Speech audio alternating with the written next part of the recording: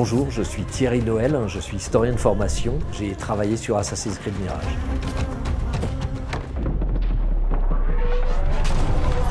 Je dirige ce qu'on appelle à Ubisoft la recherche. C'est une équipe permanente de historiens, géographes, politologues et autres qui accompagnent les équipes créatives dans la création des mondes, avoir des mondes les plus crédibles possibles. Alors pour Bagdad, le 9e siècle est extrêmement important, et notamment l'époque imprécise qu'on a choisie pour le jeu.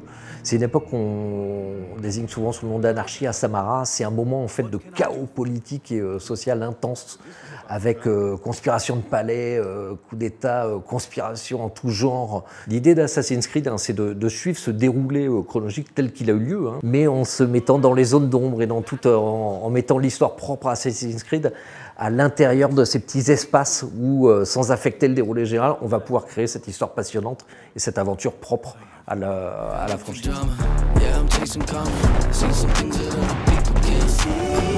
À Bagdad, la cité du soleil radieux, les ombres cachent de nombreuses menaces.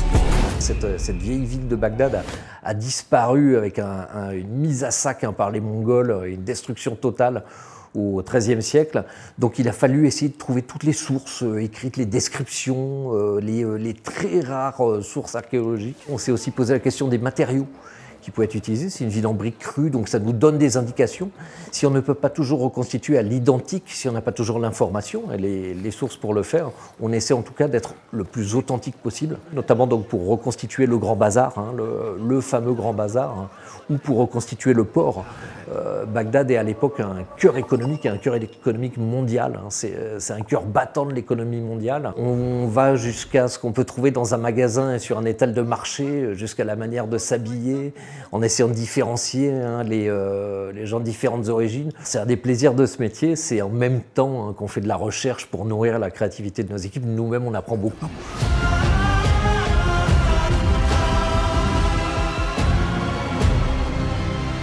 On sait que ça crée un intérêt, qu'il y a un véritable intérêt chez nos joueurs et joueuses pour les périodes décrites par les Assassin's Creed. Il est évident que ça va pousser de très nombreuses personnes à s'intéresser à cet âge d'or abbasside.